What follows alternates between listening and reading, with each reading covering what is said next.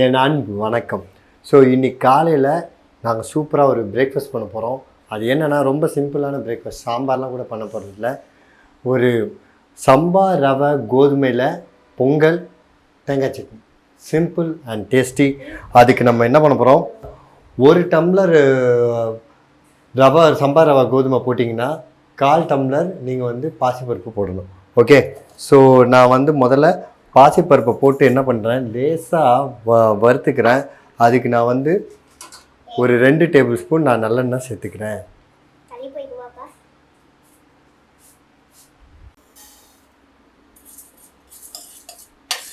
நான் நல்லெண்ணெய் சேர்த்து பண்ணுறேன், உடம்புக்கு நல்லதுன்னு. சரி, உங்களுக்கு நல்லெண்ணெய் வேண்டான்னா நீங்கள் வேறு ஏதாவது ஆயில் கூட ஊற்றிக்கலாம்.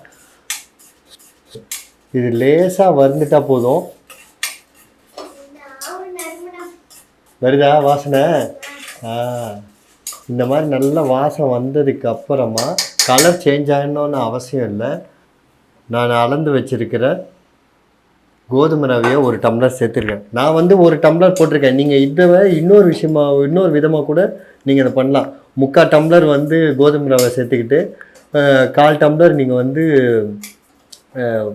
இந்த சிறுபருப்பை நீங்கள் போட்டு கூட நீங்கள் பண்ண முடியும். ரெண்டுத்துக்குமே நீங்கள் நான் ஊற்றுற தண்ணி அளவில், இப்போ நான் என்ன தண்ணி அளவு ஊற்றுறனோ அதே அளவில் கூட நீங்கள் பண்ணாலும் கரெக்டாக வரும். ஸோ இதை அப்படியே இதுவும் ரவையை போட்டு கொஞ்சம் நேரம் அப்படியே கோதுமை ரவையை போட்டு நல்லா இந்த மாதிரி நல்லா வதங்கினதுக்கு அப்புறமா நல்ல லேசாக நல்லா ஆயிலில் நல்லா கோட் ஆகிடுச்சு. இப்போ நான் என்ன பண்ண போகிறேன், 3 டம்ளர் தண்ணியை நான் இதில் சேர்த்துக்கிறேன்.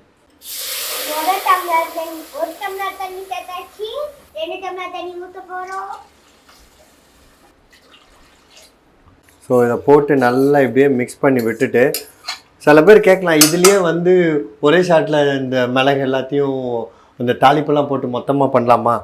பண்ணலாம். தாளிப்பு கடைசியில் போட்டால் தான் அந்த வாசனை, அந்த டிஷ்ஷோட ஃப்ளேவரும் அப்படியே எலிவேட் பண்ணி விடும். ஸோ இப்போயே போட்டு குக் பண்ணால் அது எல்லாம் சப்ரஸ் தான் ஆகும். ஸோ நம்ம கடைசியில் சேர்த்துக்கலாம். இப்போ நான் தேவையான கரெக்ட். சரி, கல் உப்பு இல்லாதவங்க என்ன பண்ணுவாங்க? அப்படியா? ஸோ இதை போட்டு நல்லா கிண்டி விட்டுருவோம். இப்படி கொதிக்க ஆரம்பிக்குது இல்லையா, இந்த டயத்தில் நான் மூடி போட்டு முடிக்கிறேன். மூடிட்டு எப்போவுமே வெயிட் போடுறது எப்போன்னா இந்த இடத்துல இருந்து லேசாக புகை வர ஆரம்பிக்கும். அந்த டயத்தில் போடணும், முன்னாடியே போட்டு வைக்கணும்னு அவசியம் கிடையாது. அது பபிள்ஸ் வாங்கிட்டு வந்திருக்கு பீச்சில், இல்லை ஸ்டீம் வர ஆரம்பிச்சிச்சு. இப்போ நம்ம தேங்காய் சட்னியை அரைக்க ஆரம்பிச்சிடலாம். பாருங்கள், வெயிட் போட்ட உடனே ஆல்மோஸ்ட் வந்துடுச்சு. குயிக்காக இருக்கும் இந்த ப்ராசஸ்ஸு. சட்னி வாயில் அரைக்கக்கூடாது, மிக்சியில் அரைக்கணும், புரியுதா?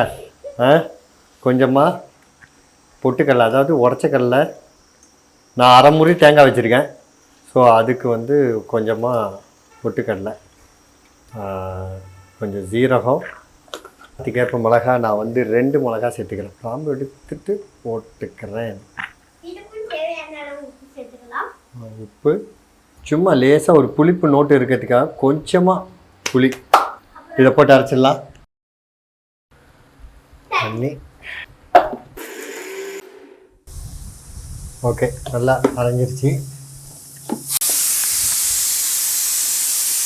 வினய், என்ன பண்ண, 2 விசில் வந்துடுச்சு. இன்னும் 1 விசில் தான். கீழே நம்ம வீட்டில் கருவேப்பிலை செடி இருக்குல்ல, அது ஆமாம், கருவேப்பிலைன்னா உனக்கு என்னன்னு தெரியாது, அடிச்சிடும். போய் கீழே போயிட்டு ஒழுங்காக எடுத்துகிட்டு வாங்க.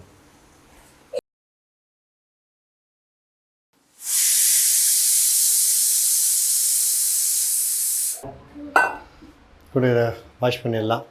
நீ போயிட்டு வர கேப்பில் குக்கர் விசில் வந்துடுச்சு. ஏன்டா இவ்வளோ 2 3 இருந்தால் போதுண்டா, அதை கிளையே உடச்சிட்டு வராங்க.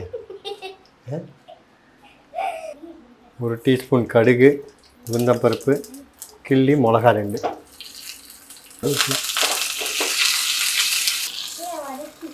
நான் ஆல்ரெடி நல்லெண்ணெய் 2 டேபிள் ஸ்பூன் போட்டதுனால ஒரு 2 டேபிள் ஸ்பூன் நான் கீ சேர்த்துக்கிறேன். மீன் டயத்தில் இது ப்ரெஷர் எப்படி இறங்கிடுச்சு. இப்போ பாருங்கள், சூப்பராக குக் ஆகிடுச்சு. இனிமேல் மஞ்சள் கலர் இனிமேல் தான் ஆகும். அடி பிடிக்காமல் சூப்பராக வந்திருக்கு. கொஞ்சமாக மிளகு, ஒரு 10-15 மிளகு சேர்த்துருக்கேன். இஞ்சி வெட்டி வச்சுருக்கேன். இஞ்சி, அரை பச்சை மிளகாவை கட் பண்ணி வச்சுருக்கேன். பச்சை மிளகாவை சேர்த்துக்கிறேன். போட்டு நல்லா அப்படியே பொரிஞ்சு வர டயத்தில் முந்திரி நம்ம இஷ்டம்தான், எவ்வளோ வேணால் போட்டுக்கலாம். அதுக்கப்புறம் பொங்கல் கிடையாது, அது பேர் முந்திரி. ஜீரகம் இந்த மாதிரி செவந்து வர டயத்தில் நம்ம கேஸ் ஆஃப் பண்ணிவிட்டு கொஞ்சமாக காயப்பொடி, ஒரு 2 சிட்டிக்கு மஞ்சத்தூளும் போட்டு இதை நான் அப்படியே உள்ளே சேர்த்துட்றேன். ஒரு அருமையான பொங்கல். சட்னி வச்சு தரேன்.